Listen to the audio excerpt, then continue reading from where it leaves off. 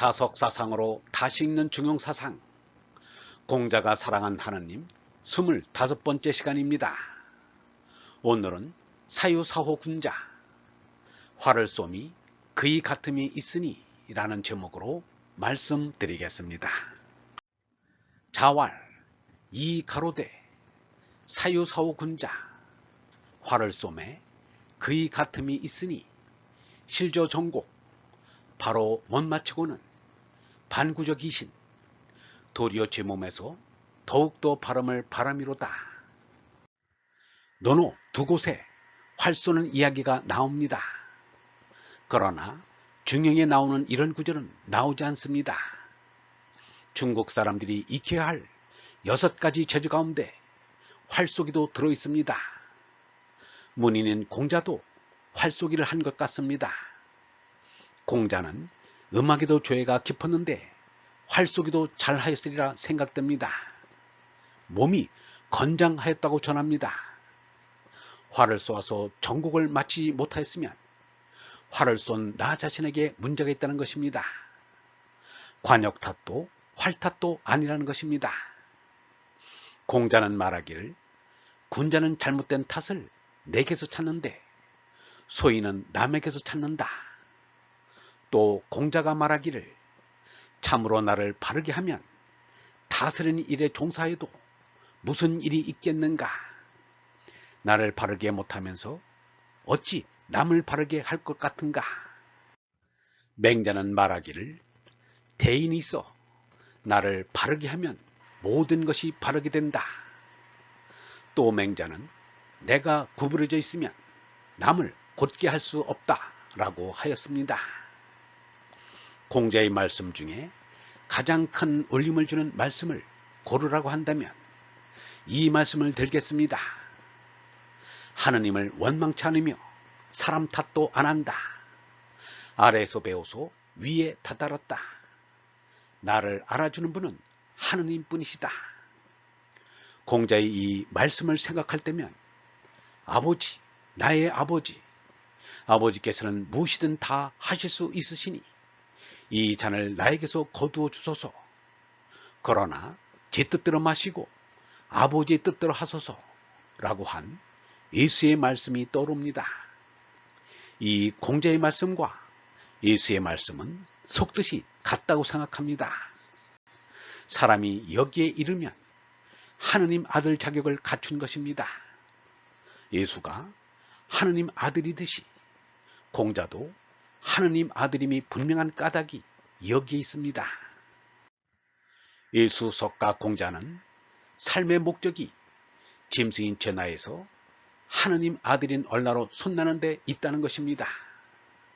겉으로 보면 예수, 석가, 공자의 삶은 결코 성공한 삶이라고 할 수 없을 것입니다. 그러나 인류에서 예수, 석가, 공자처럼 성공적인 삶을 산 이가 없다고 봅니다. 삶의 최고이며 최후의 목적인 얼라로 솟나 하느님과 하나가 되었기 때문입니다. 중용 15장입니다. 군자지도 그이가 가는 길은 비여행 원필자이 꼭 가까운 데로부터 멀리 가는 것과 같으며 비여등 고필잡이 낮은 데로부터 높은 데로 오르는 것과 같으니라. 가장 가까운 곳을 이곳이라고 합니다. 그래서 가까운 것 가운데서 가장 가까운 곳이 이입니다. 영어의 I가 나입니다. 모든 것은 이로부터 시작합니다. 그리하여 가장 먼 그에게로 가자는 것입니다.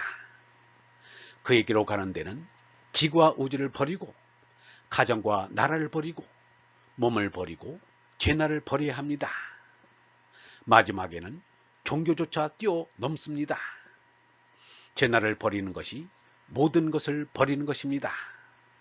죄나를 버리면 그에게 이르게 됩니다. 이를 하늘에 든다, 열반에 든다라고 합니다. 우리는 으뜸으로 돌아간다. 맨 처음 나온 데로 간다. 복원하는 것이다. 그렇다고 집으로 돌아가는 것은 아니다. 집이라는 것은 가다가 쉬기 위해서 지나다가 들르는 곳이다.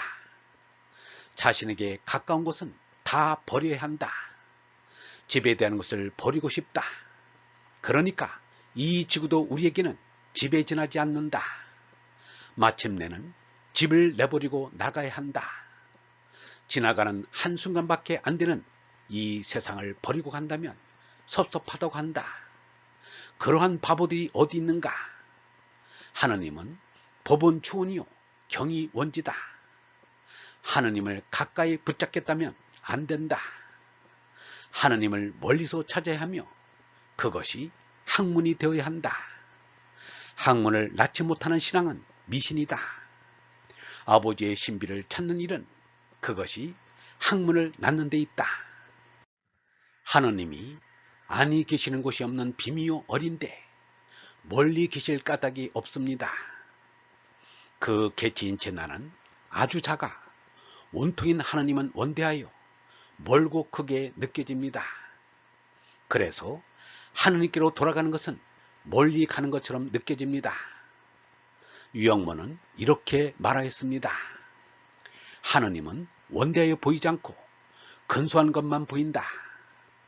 근소한 사람이란 개체들이 벌레와 다른 것은 자꾸 원대를 찾아 위로 올라가겠다는 정신이 있기 때문이다. 우리가 아무리 만물의 영장이라 뽐내도 위로 올라가겠다는 진리 정신이 없으면 벌레와 같은 것이다.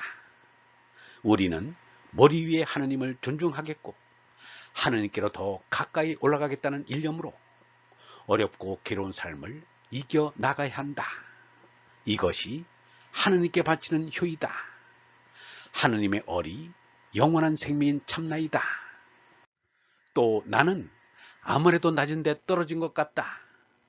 저 높은 그가 계시는 곳으로 올라가야 할 것 같다. 이 낮은 곳은 더러운 곳이요 죄악으로 된 곳이다. 목적이 삶에 있다면 그 삶이라는 것은 하늘에 있지 결코 이 땅에 있는 것이 아니다. 삶의 참뜻은 하늘에 있지 여기에 있지 않다.